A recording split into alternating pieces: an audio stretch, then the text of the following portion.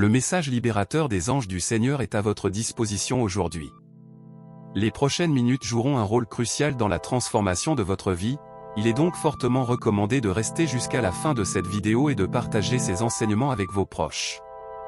Ne manquez pas cette opportunité unique avant la fin de cette semaine.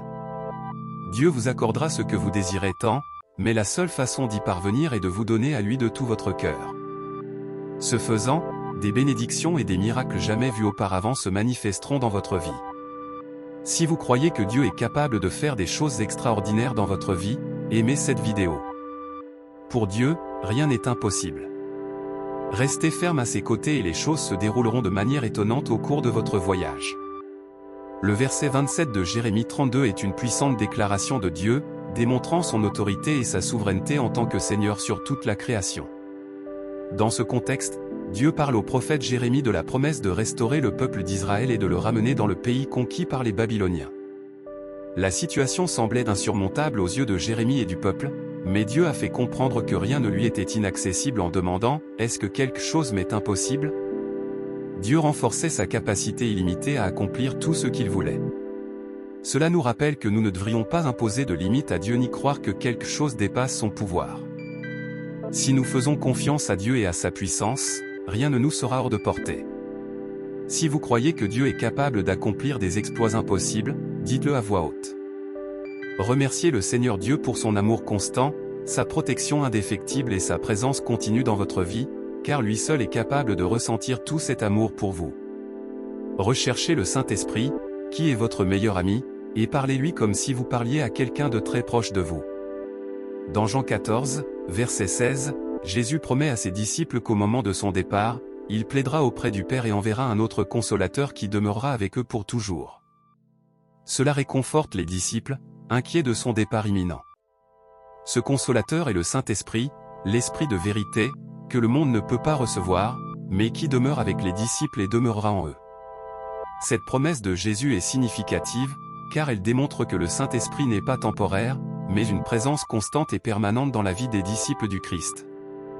De plus, la présence du Saint-Esprit dans nos vies est une garantie de notre salut en Christ, comme Paul le mentionne dans Éphésiens 1, 13 à 14, où nous sommes scellés du Saint-Esprit de promesse, qui est la garantie de notre héritage éternel en Dieu. Par conséquent, lorsque nous implorons la présence du Saint-Esprit dans nos vies, nous reconnaissons l'importance de cette présence et recherchons sa direction, son réconfort et sa force dans notre voyage aux côtés du Christ.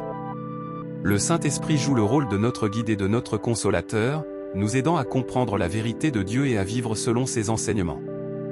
Ce week-end, vous vivrez des miracles dans votre vie et obtiendrez la grâce que vous désirez tant. Dieu accomplira quelque chose d'extraordinaire en votre faveur et tout le monde autour de vous sera témoin de votre moment de gloire. Tapez 111 pour recevoir ceci avec foi. Dieu dit, tu as l'air fatigué. Tu as l'air perdu. Tu as l'air découragé. Mais ne sois pas ainsi, mon fils. Je suis là pour te relever.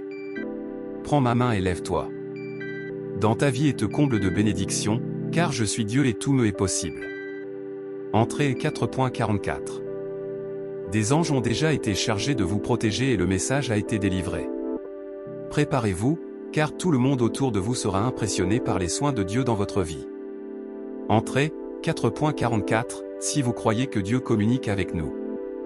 Dieu souligne qu'il ne veut pas voir des larmes couler à cause d'un manque de foi et de courage pour suivre l'Évangile.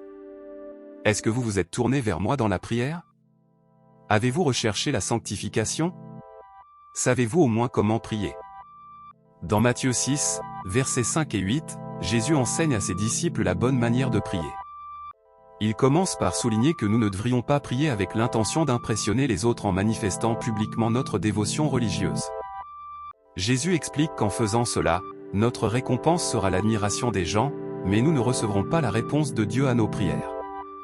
Jésus nous apprend plutôt à prier en secret, dans notre placard, en fermant la porte, afin que nous puissions nous concentrer entièrement sur Dieu et formuler nos requêtes intimement et personnellement.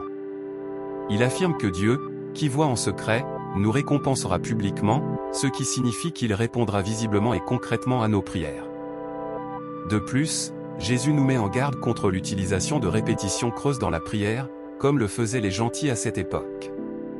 Il nous assure que cela n'est pas nécessaire, car Dieu connaît nos besoins avant même que nous les exprimions avec des mots. Par conséquent, nous pouvons l'approcher avec confiance, sachant qu'il nous entend et nous connaît profondément. Au lieu de cela, nous devrions aborder nos prières avec sincérité et simplicité, en demandant à Dieu de l'aide clairement et avec confiance. Globalement, Jésus nous enseigne que la prière est un acte de communion et d'intimité avec Dieu, et que nous devons le chercher de manière authentique, sans nous soucier de l'opinion des autres. Lorsque nous prions de cette manière, nous pouvons être sûrs que Dieu entendra et répondra à nos prières selon sa volonté et son plan pour nos vies. Tapez 7.77 pour recevoir cette parole de réconfort de notre Dieu. Cher fils, je t'ai créé et je sais tout de ta vie. Je suis Dieu et je prendrai soin de toi là-bas sur terre jusqu'à tes derniers jours. Je te sauverai. Toi. Tu es mon cher fils. Et si vous sentez que quelqu'un a besoin de ce mot, assurez-vous de le partager. J'ai fait les cieux, j'ai fait la terre, j'ai fait les mers. Soyez sûr que je peux changer le cours de votre vie en quelques secondes. Suivez mon chemin, suivez les paroles saintes. Priez-moi, et tout ce qui doit être à vous sera à vous. Je suis pour vous, mon fils. Je n'irai jamais à l'encontre de quelque chose que j'ai divinement créé. Maintenant, fermez les yeux et dites cette prière finale, concentrez-vous et réchauffe ton cœur. Prière de clôture, cher Dieu, nous te louons et nous adorons pour ton immense pouvoir et pour tout ce que tu as fait dans nos vies. Nous savons que tu es le Créateur de l'univers et le Seigneur souverain de tout ce qui existe. Tu es notre amour. Père qui prend soin de nous avec affection et attention à chaque instant de notre vie. Nous demandons, Seigneur, que tu nous aides dans les moments de lutte et d'angoisse. Nous savons que la vie n'est pas toujours facile et que nous sommes confrontés à des défis et des difficultés qui semblent souvent insurmontables.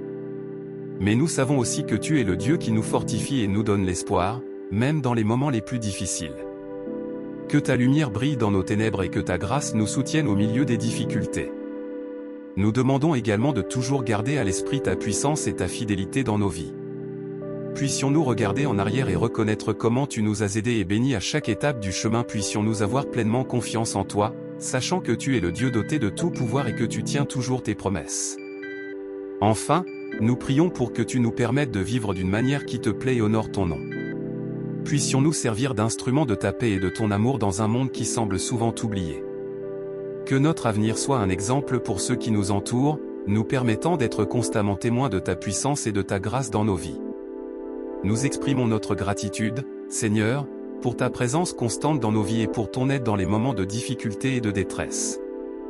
Que ton nom soit toujours glorifié dans tout ce que nous faisons, et que ta volonté s'accomplisse dans nos vies, au nom de Jésus, notre Sauveur. Amen.